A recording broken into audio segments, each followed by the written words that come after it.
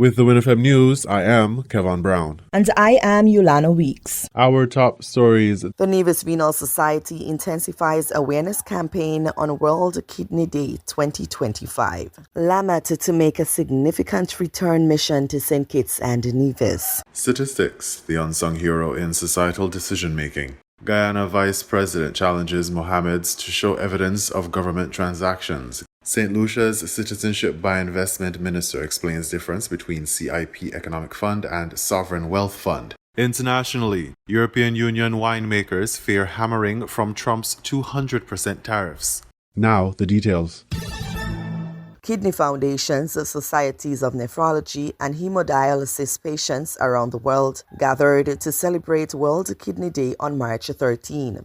The 2025 theme, Are Your Kidneys Okay? Detect Early, Protect Kidney Health, emphasized the urgent call for strategies that can assist with the early detection of kidney diseases and protect the kidneys from becoming diseased. In Nevis, the Renal Society continues to lead the charge in raising awareness about kidney care and health. The executive and members took to the War Memorial Square in Charlestown with an informative session encouraging passers-by to love their kidneys by managing their diets, drinking adequate water, engaging in regular health checks, exercising, and other things. Pamphlets were disseminated, and the general public had an opportunity to dialogue with Renal Society representatives. Focusing on the importance of the kidneys and reducing the frequency and impact of kidney disease, Nevis's Health Minister Janelle Nisbet joined in the awareness campaign with a national address. Early detection through regular checkups, blood pressure monitoring, and simple tests can make all the difference. Protecting kidney health also means making conscious choices, eating a balanced diet, staying hydrated, exercising regularly, and avoiding habits like smoking or excessive alcohol use that can put your kidneys at risk. Prevention is within our power, and it starts with each of us. Hemodialysis patients from Nevis, several of them under age 50, traverse the seas multiple times weekly to access treatment at the nephrology unit at the Joseph and France General Hospital. Senator Nisbet issued a message of hope to them and their loved ones, pledging the continued support of the Nevis Renal Society and the Ministry of Health. To those living with kidney disease and their families, know that you are not alone. The Ministry of Health, alongside the Nevis Renal Society, remains steadfast in our commitment to improving access to treatment, dialysis service, and support systems that enhance your quality of life. Additionally, the Health Minister commended the efforts of the Renal Society for its tireless advocacy for kidney health and continued support to those affected by renal disease. 2 weeks of high-volume patient care is set to kick off in St. Kitts and Nevis, with the return of the Lesser Antilles Medical Assistant Team LAMAT scheduled for March 24 to April 6, 2025. The lives of many Kittitians and Nevisians would be impacted by the resources and expertise provided by the mission, as LAMAT, under the realms of the U.S. Southern Command, ensures access to specialized services where extra support are needed. In a note to WINN FM on March 13, Dr. Jensen Morton confirmed the mission trip, explaining that a multidisciplinary team of medical professionals from the United States and Taiwan will be collaborating on the mission. He said the team will consist of a neonatologist, diabetic educator, family physician, dentist, maxillofacial surgeon, ER physicians and nurses, intensive care unit ICU nurse, nurse anesthetist, operating room technician, medical technologist, audiologist, and a radiographer. Beyond the direct patient care, the mission also features several knowledge exchange opportunities and the building of positive relationships. A mutually beneficial opportunity is anticipated. Local medical professionals are expected to share and gain knowledge and insights, while the U.S. military medical team practice their skills for emergency deployment. Persons can gather more information about the mission and register for consultation by contacting the Ministry of Health at Bladens or the Bastia Health Center, St. Kitts. The mission to the region consists of approximately 240 military personnel, including 180 medical professionals. According to the U.S. Southern Command's website, LAMAT was requested by the countries included in the mission. Medical specialties were tailored based on the request of the respective ministries of health. LAMAT concluded the first phase of its mission in St. Lucia on March 8. The focus was on vascular, oral, general, and anesthesia surgeries, and more than 1,300 patients were treated. Before the team's mission to St. Kitts, the mission moved to St. Vincent and the Grenadines to offer primary care, vascular, ear, nose, and throat ENT medical services, neurology, and anesthesia. Guyana will be the final destination for LAMAT's mission. Dental, emergency medicine, and ophthalmology will be the priority areas.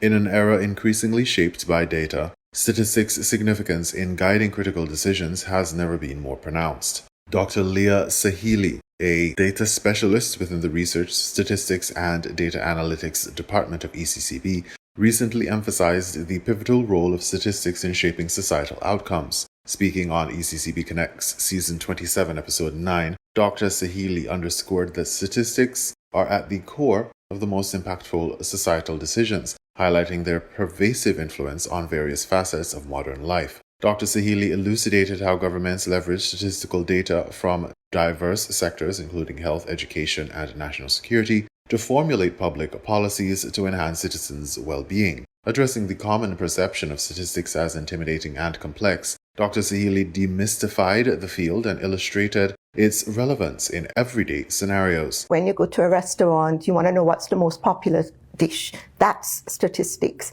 When you think about customers and businesses want to understand what do their customers like, what are they buying more of, that's statistics. And even you at home, if you're looking at your budget and how much you're spending, all of that is statistics. She reframed statistics as storytelling but with data, making it more relatable and accessible to the general public. So as you can see, it's really a part of your everyday life. And if you could just think of it as something simple, it's really storytelling, but with data. Furthermore, Dr. Sahili emphasized the importance of statistical literacy for everyone, from businesses to individuals managing personal finances, especially for policymakers and governments. She detailed how businesses can utilize data to understand customer preferences and optimize planning, while individuals can track their spending habits to improve budgeting. For businesses, you need to know what do your customers prefer? What are they buying? Why are they buying those versus something else? It's information that will help businesses, plan better. In terms of you as someone at home, you're tracking your information. What are you spending on? Where can you save? All of that information is useful for you as someone at home trying to manage your budget. She noted that data is crucial for central banks and governments to assess economic trends, ensure financial stability, and inform public safety and education decisions. When you think of a central bank or even governments, we have to look at the health statistics data. You want to look at even crime statistics as well as education. That is going to help persons understand what's happening in the economy. Especially for central bank, we tend to analyze the economics data. And then, of course, we have our licensed financial institutions who submit data to us. And that helps us to assess the soundness of the banking system. And that is linked to what we call financial stability. So there's a lot of data out there governments are using to help make decisions. And statistics takes the guessing out of your decision making. In a world inundated with data, Dr. Sahili stressed that it's absolutely important for the public to develop statistical literacy. She urged citizens and residents to actively participate in statistical gathering initiatives, such as surveys and censuses, recognizing that their contributions are instrumental in shaping policies and designing programs that directly affect their lives. Your voice matters, and don't think of it as you're just completing a form. You are actually helping to shape decisions that's going to affect your community. So it's important that you see the impact of the data and how it could benefit you in the long run, as well as your community. And also ask questions. If somebody's asking you to fill out a form, ask them, what is it going to be used for? You should be able to get an answer to that. That's part of what we call data governance. So persons should be able to know where their data is going, how their data is going to be used, and it's used for the intended purpose. That is so important because you don't want to see, as you said, there's the trust issue. We have to make sure that people feel comfortable that they know their data is going to be used and that if they see the results, programs being developed as a result, they're going to want to participate the next time around because their voice matters. She encouraged individuals to embrace available tools and resources such as short courses and online searches to enhance their understanding of data. Don't be afraid of data. There's a lot of tools out there to help guide you. It can be taking short courses. It can be just Googling, maybe even going on AI and asking a question about statistics. If something you're not clear of, utilize the technology, utilize the tools that are out there. It's so much more information out there that can help you to feel comfortable. So don't be afraid of data. Data is your superpower. And if you use it, you will feel even more empowered to make smarter decisions and even call on your policymakers to do more surveys and even support them when they're, asking for survey information. Because with that, policy decisions will be made and you'll have programs that will benefit you. Dr. Leah Sahili, a data specialist within the Research, Statistics and Data Analytics Department at ECCB. In regional news, Guyana Vice President challenges Mohammeds to show evidence of government transactions, Guyana News source reports. The war of words between Vice President Barra Jagdeo and the Mohammed family appear to be heating up, with the Vice President challenging the sanctioned business magnate Nazar Mohammed to provide evidence of the transactions that he claims the government conducted with his businesses after the sanctions were imposed against the family by the U.S. government. On Wednesday, Nazar Mohammed told News Source that the same government that has now started an onslaught against the family and its businesses by not renewing a number of their business licenses was still doing business with the family after the U.S. sanctions were handed down last year. He believes the government's posture against the family may be related to his son, Azruddin Mohammed, and his possible political aspirations. While not entirely denying that any business was conducted with the family since the sanctions, Vice President Jagdeo today urged the senior Mohammed to make the evidence public. I will urge Mr. Nazar Mohammed to make public what these transactions were.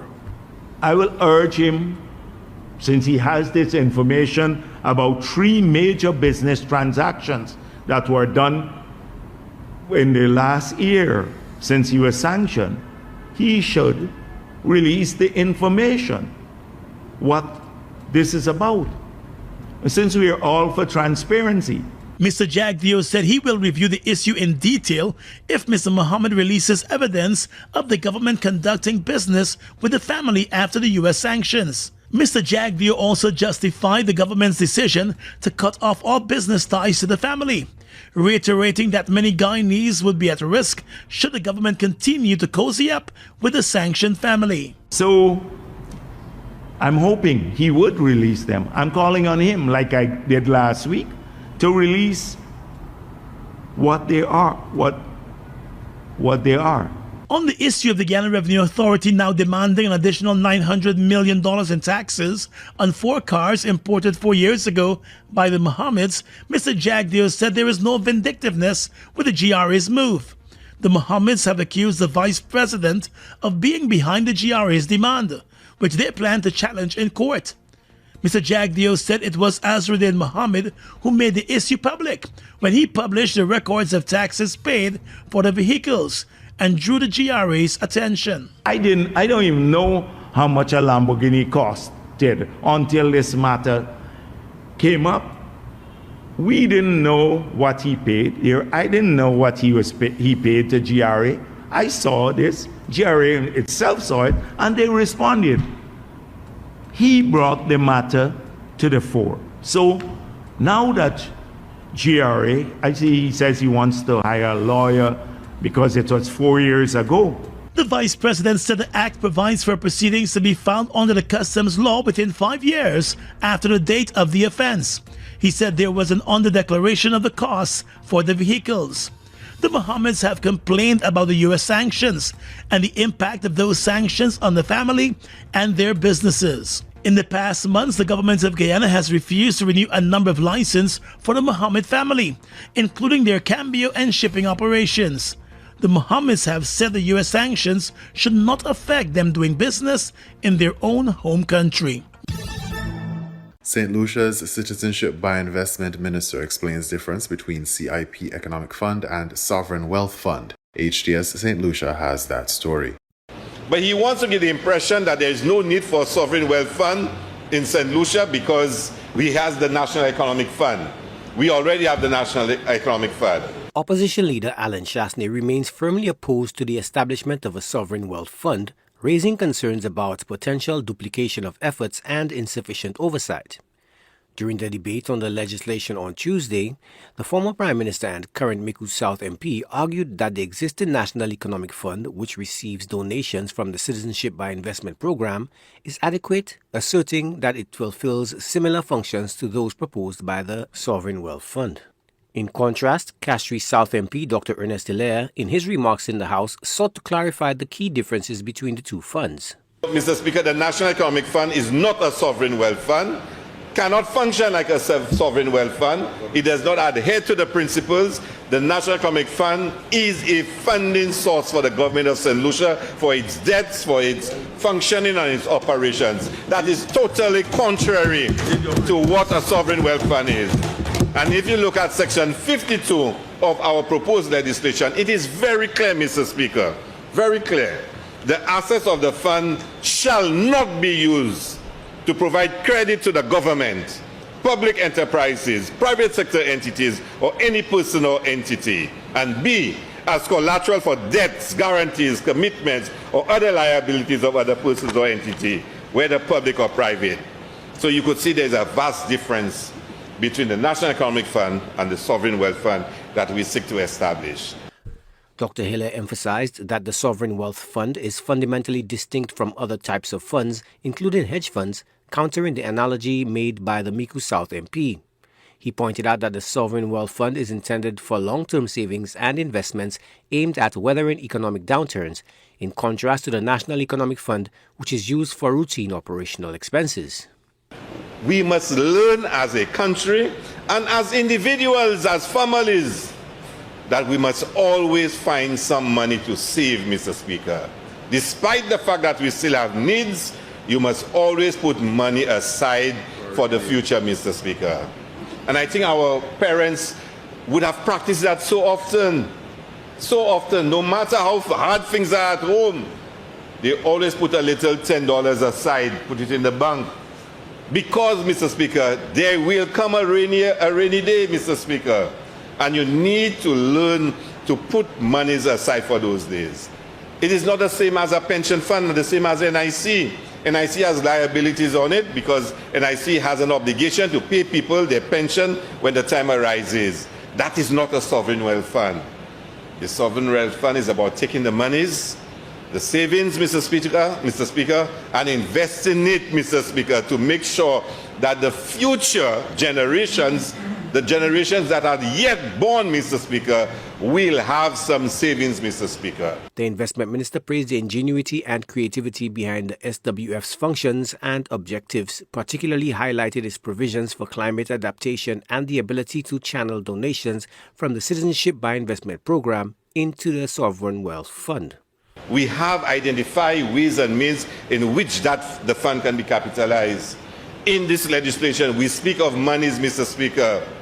We speak of monies, Mr. Speaker, of some of the CIP. And I really like it, Mr. Speaker, because if we can take some of the money, the donations, Mr. Speaker, from the CIP and to put it into the fund and make sure that future generations can benefit from it, that's a positive side, Mr. Speaker.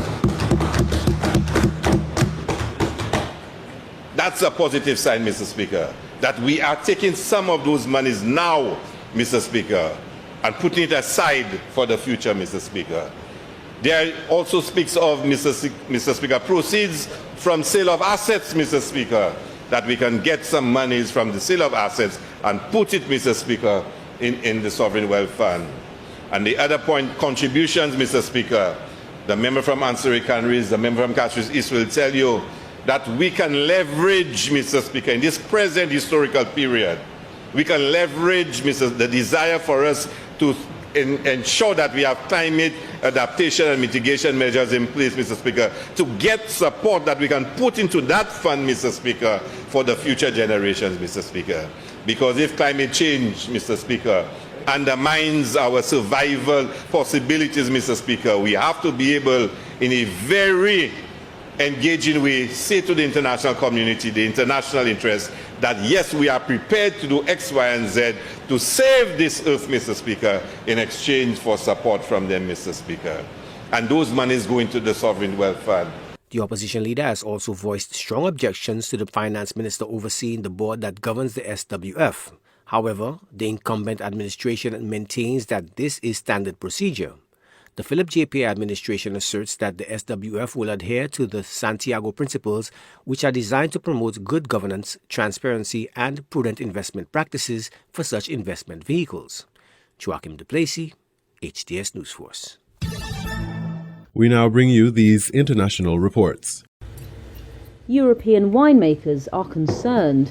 US President Donald Trump on Thursday threatened to slap a 200% tariff on wine and other alcohol imported from the EU. That's in response to the bloc's plans to place levies on American whiskey, which came as a reaction to Trump's 25% tariffs on steel and aluminum imports. Trump's flip-flops on tariffs have roiled global markets, rattling investors and consumers, and now alcohol is the latest front in a global trade war.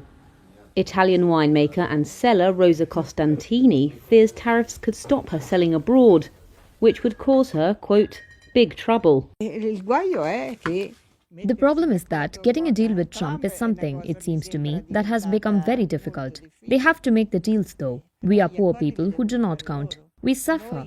We suffer from their decisions. Their salaries are always the same. Ours is not. Trump said his alcohol tariffs would help domestic producers.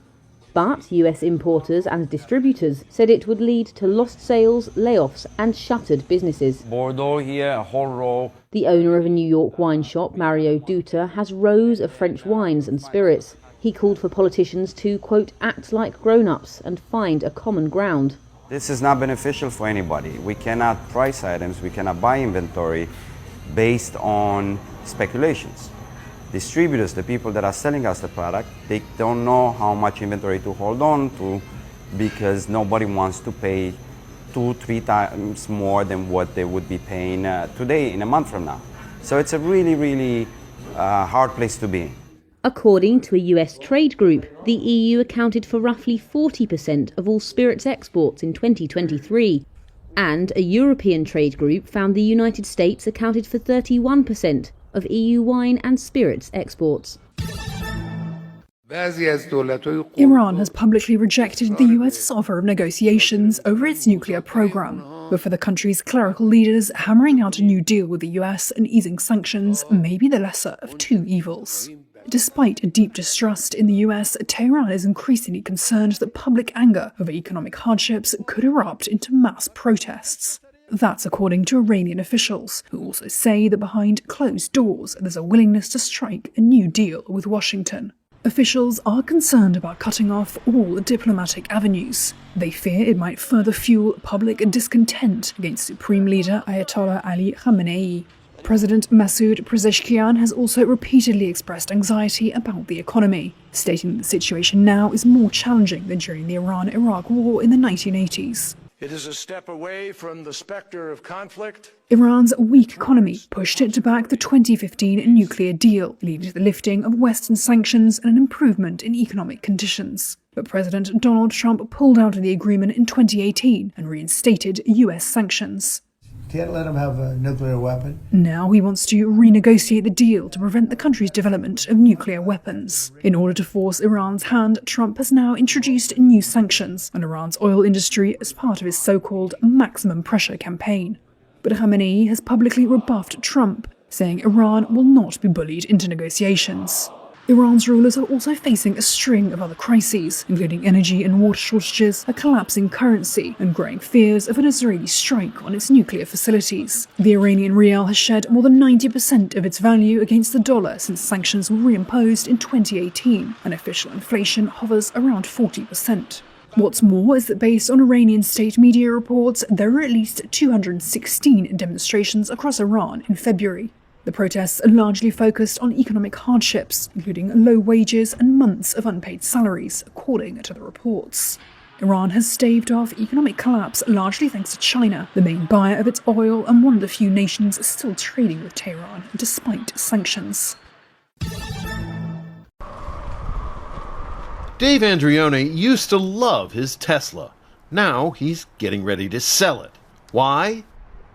Elon Musk. Now I find myself driving a car that actually comes with baggage.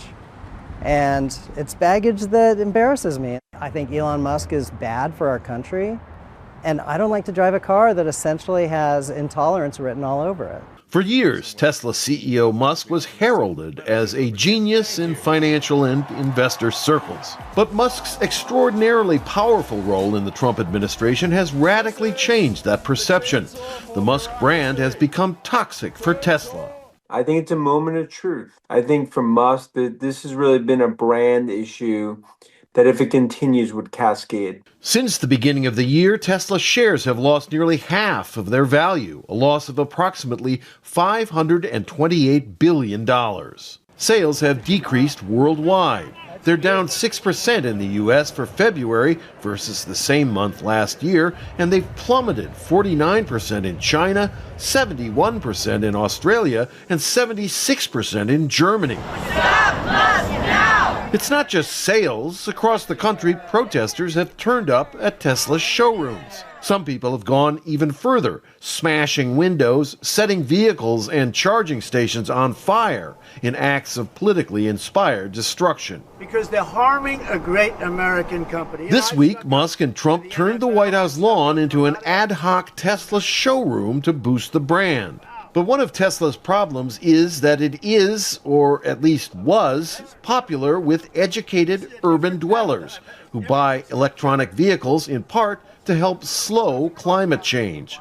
Those are precisely the same people least likely to support Trump. Some of those embarrassed liberals have taken to plastering apologetic bumper stickers on their Teslas. I think if it continues, you will see more and more pressure from investors. Last year, Tesla's shareholders gave Musk a $46 billion pay package. But many investors aren't feeling that love anymore. Shareholders are likely to have many questions for Musk at their next general meeting in June. Some investors are already calling for Musk to resign or for shareholders to fire him. Rob Reynolds, Al Jazeera, Los Angeles.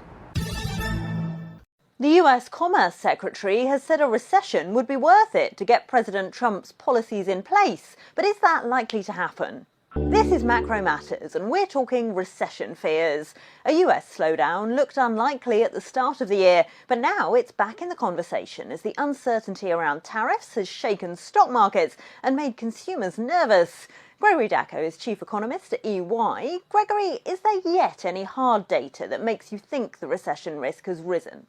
No, I don't think we've seen any evidence in the hard data that a recession is imminent. What we've seen, however, is the fact that there is a significant rise in uncertainty. Policy uncertainty is at all-time highs, and that is feeding directly into consumer sentiment and business sentiment, which generally is a leading indicator of how both consumers and businesses will spend and invest. So the fear is that there is actually a pullback to come as a result of this rise in uncertainty. In other words, do you think the uncertainty around tariffs could hit business investment and consumer spending in a way that would make a significant difference, even if the tariffs themselves don't increase costs that much? Well, I think it's going to be a 1-2 punch in terms of the effect on the private sector. The first effect is going to be this rise in uncertainty that leads to a wait-and-see approach from consumers and businesses when it comes to spending decisions, investment decisions, and even hiring decisions. And that will lead to a slowdown in employment growth,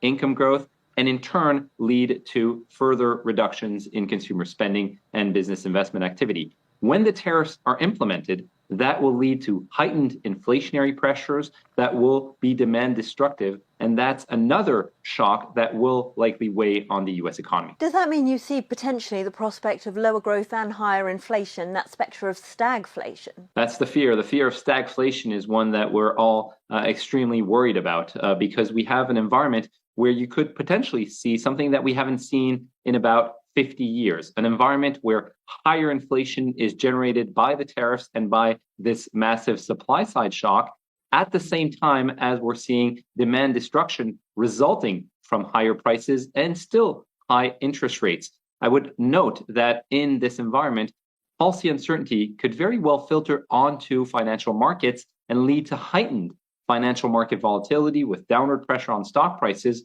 which could affect both business investment and consumer spending, because a larger share of consumer spending is driven by wealthier individuals that rely in part on wealth as a driving factor. You mentioned the impact on the labour market, Gregory. What about the possible consequences of lower immigration and maybe even large-scale deportations, which the Trump administration still says it aims to carry out? Yeah, we don't know much about what the future of immigration policy really holds, but an environment in which we would see reduced immigration flows, which is something that we've already started to see over the course of the past 3-4 months, would weigh on labor force growth, would weigh likely on employment, and could lead to some emerging wage pressures, especially in sectors that are the most dependent on immigration. You can think of construction, you can think of healthcare, you can think of retail and leisure as prime sectors where we could start to see the reemergence of wage growth pressures. And we know that in an environment where wage growth is accelerating, that tends to lead to higher inflation, something that the Fed does not want to be seeing at this point. We're also seeing major cuts to the federal government workforce and spending. Are these on a large enough scale to make a difference across the economy? Not in the near term. We're in an environment where we've started to see some cuts at the federal government level, some contracts being discontinued, and some federal workers being laid off. But if we think about the grand scheme of all of these cuts, they're not significant enough to really lead to a major pullback in economic activity. Even if we take the extreme of 200,000 workers over the course of a year, that's just the equivalent of 1 month of job gains, which is not enough to put the economy into an economic contraction or a potential recession. The risk here is that there is a knock-on effect to private sector activity and to confidence that could lead to a much broader pullback in economic activity. You were listening to the WINN FM 98.9 newscast. Our top stories were: the Nevis Renal Society intensifies awareness campaign on World Kidney Day 2025. Lamet to make a significant return mission to St. Kitts and Nevis. Statistics, the unsung hero in societal decision-making. Guyana Vice President challenges Mohammeds to show evidence of government transactions. St. Lucia's Citizenship by Investment Minister explains difference between CIP Economic Fund and Sovereign Wealth Fund. Internationally, European Union winemakers fear hammering from Trump's 200% tariffs. Thank you for listening.